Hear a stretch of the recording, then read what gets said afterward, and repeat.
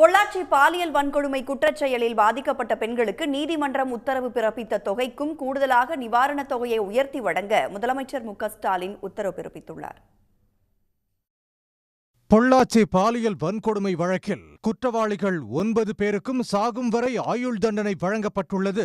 பெண்களுக்கு எதிரான குற்றச்செயலில் ஈடுபட முனைவோருக்கு கடுமையான எச்சரிக்கையாக இருக்கும் என அரசு வெளியிட்ட செய்திக்குறிப்பில் கூறப்பட்டுள்ளது. பாதிக்கப்பட்ட பெண்கள் தைரியமாக முன்வந்து புகார் அளித்தது மட்டுமல்லாமல் நீதிமன்ற விசாரணைக்கு முழு ஒத்துழைப்பும் அளித்ததன் அடிப்படையிலேயே குற்றவாளிகளுக்கு தண்டனை கிடைத்துள்ளது. பாதிக்கப்பட்டவர்களுக்கு நியாயம் கிடைத்துள்ளதாகவும் துணிச்சலுடன் போராடிய பெண்களின் தைரியம் பாராட்டுக்குரியது என்றும் குறிப்பிட்டுள்ளது. அந்த வகையில் அவர்களுக்கு நிவாரணத் தொகையாக மொத்தமாக 85 லட்சம் ரூபாய் வழங்க நீதிமன்றம் உத்தரவிட்ட நிலையில் கூடுதலாக பாதிக்கப்பட்ட பெண்கள் ஒவ்வொருவருக்கும் தலா 25 லட்சம் ரூபாய் நிவாரணத் தொகையை உயர்த்தி வழங்கிடவும் முதலமைச்சர் மு.க.ஸ்டாலின் உத்தரவிட்டுள்ளார். உடனுக்குடன் செய்திகளை தெரிந்து கொள்ள சன் நியூஸ் பெல் ஐகானை கிளிக் பண்ணுங்க.